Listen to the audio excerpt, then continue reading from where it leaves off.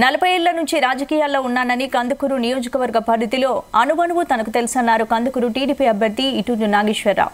ఇక నియోజకవర్గ పరిధిలో 93 పంచాయతీలున్నాయని అవి నేటికి అభివృద్ధి చెందలేదన్నారు.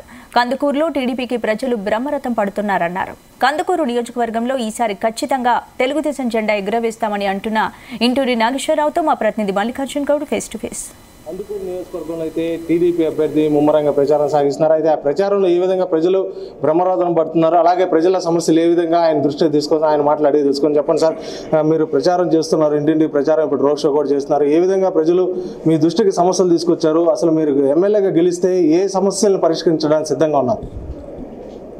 ముందుగా ఈ నియోజకవర్గంలో సమస్యలు అనేది అన్ని సమస్యలే, ఎక్కడ కూడా డెవలప్మెంట్ లేదు 5 సంవత్సరాల్లో. అలాగే గ్రామాల్లో కూడా ఈ ప్రభుత్వం వచ్చిన తర్వాత రేషన్ కార్డు సమస్యలు కానీ, పెన్షన్ సమస్యలు కానీ, అలాగే ఇక్కడ కూడా ఈరోజు రేషన్ కార్డు కావాలంటే 7 నెలలు 8 నెలలు సచివాలయం చుట్టూ జరగాలి. అలాగే పెన్షన్ కావాలన్నా కూడా 7 నెలలు 8 నెలలు. పేదవాడికి రెవెన్యూ సమస్యలు విపరీతంగా ఉన్నాయి.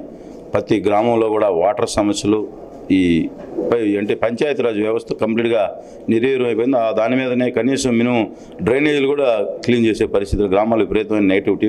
ఇది ప్రభుత్వం మీద ప్రతి వ్యక్తి కూడా గ్రామాల్లో పోతే ఇదే సమస్యలు చెప్పు. అయితే మొత్తం ఇప్పుడు కందుకూరుకి సంబంధించి అయితే ఇటూరి నాగేశ్వరరావు మీరు అభ్యర్థిగా ఉంటే, ఇప్పుడు మొన్న ఇండిపెండెంట్గా ఇటూరి నాగేశ్వరరావు, అలాగే దేవిశ్రీరావు, మీరు ముగ్గురు విడివిడిగా ఉన్నారు. అయితే ఏకతాటిపైకి మొత్తం ఎంపీ అభ్యర్థిగా ఉన్న వేమిరెడ్డి ప్రభాకర్ రెడ్డి సమన్వయ లోపం ఉన్న దాన్ని సరిదిద్దారు. దీని మీద ఏ విధంగా టీడీపీ జెండా ఇక్కడ నియోజకవర్గంలో ఎగురుతుందంటున్నారు. మీకు ధీటుగా మొత్తం బుర్రా మసూద్ ఉన్నారు. అయితే ఆయన ధీటుగా ఏ విధంగా ఎదుర్కోవడానికి మీ పక్కా వ్యూహాలు ఏంటి? ఎవరు వ్యూహాలు రాజకీయాల్లో ఎవరు వ్యూహాలు వాళ్ళకు ఉన్నాయి. ఈ నియోజకవర్గంలో 93 పంచాయతీల మీద ఒక అవగాహన ఉంది నాకు. 20 సంవత్సరాల నుంచి రాజకీయాల్లో నేను కూడా యాక్టివ్గా పనిచేస్తూ ఉన్నా.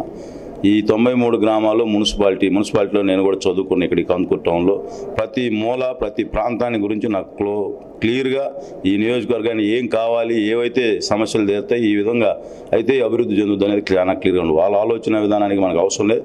తప్పనిసరిగా ప్రతి గ్రామంలో ఏ విధంగా ముందుకు పోవాలో నాకు పూర్తి ప్రణాళిక ఉంది, దాంతో ముందుకు పోతాం. అయితే మొత్తం చూసుకున్నా కూడా నియోజకవర్గంలో ఎటువంటి సమస్య లేకుండా కూడా మొత్తం నియోజకవర్గంలో 93 పంచాయతీలు కూడా మొత్తం తెలుసు. ఈ మున్సిపాలిటీ సంబంధించి కూడా ప్రతి అణువును తెలుసు. ఇక్కడే చదువుకొని ఇక్కడే పెరిగాను, 20 సంవత్సరాలు రాజకీయంలో ఉన్నాను, తనకు అన్నీ తెలుసు. కానీ ఖచ్చితంగా నియోజకవర్గంలో టీడీపీ జెండా ఎగురుతుందని చెప్తున్నారు. ఇది ఇక్కడ తాజా పరిస్థితి. వీడియో జర్నలిస్ట్ ఆరిఫ్తో మల్లికార్జున్, జీ తెలుగు న్యూస్, కందుకూరు.